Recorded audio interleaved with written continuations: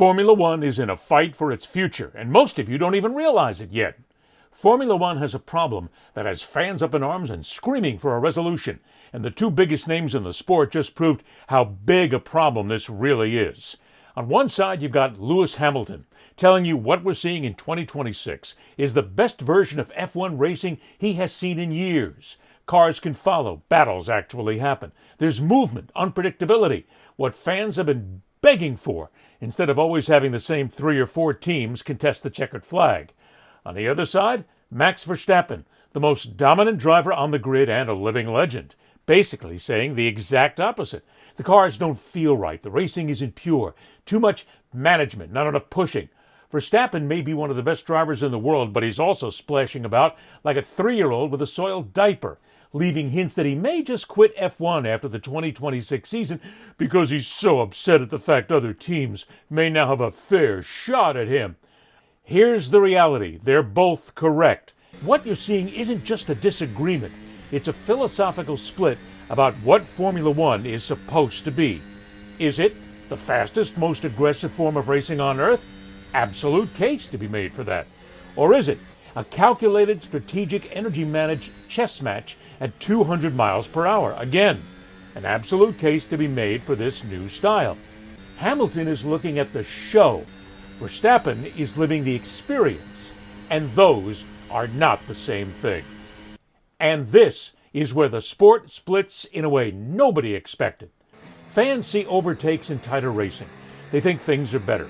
Drivers feel lift and coast, battery limits, and artificial constraints, and they think something's been lost. That tension is not going away, because Formula One is trying to be two things at once: a global entertainment product and the purest form of motorsport. Right now, it's walking a very thin line between the two and causing a major split between rabid fans and those who could be considered the best drivers on the planet Earth. Everyone's complaining that F1 is slower. They're complaining about the wrong thing entirely.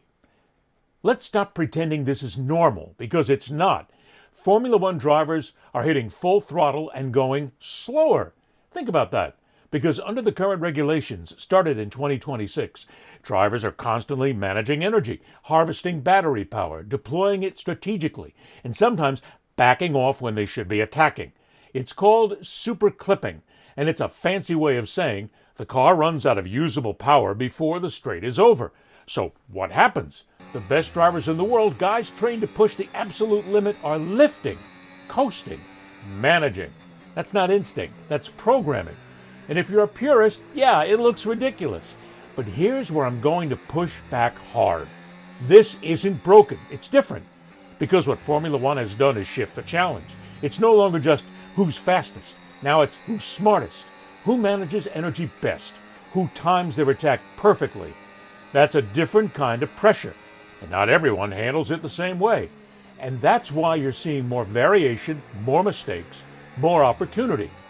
Let's be honest, most fans don't actually understand what they're watching anymore. The old model? You had 2 to 3 drivers dominating week after week, procession racing dressed up as competition. Many times it was like watching a high-speed parade without any of the holiday floats. This, for all its flaws, creates openings, tension, unpredictability. So yeah, it may not look like the flat-out pedal-to-the-floor racing of the past, but it's forcing drivers to think, adapt, and execute in ways they never had to before. And whether people like it or not, that's real competition. Pit stop. Here's the part Formula One fans don't want to admit. The sport is better now, and they hate it. Because for years, what did we hear? It's boring.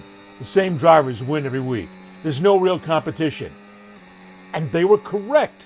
You could predict the podium before the lights went out. Competition only filtered from the front row to maybe the 4th row, if lucky. Now, that certainty is gone, or at least it's cracked a little bit. And suddenly people are uncomfortable, screeching, infuriated, up in arms as if this is a motorsports tragedy. Why? Because the sport doesn't look the way it used to. Drivers aren't flat out every second. There's strategy layered into every single lap. There's management, timing, precision. And for some fans, that feels like a slapped backward. It's not. And the people screaming the loudest, they're not reacting to bad racing. They're reacting to losing control. Let's be honest about what's really happening.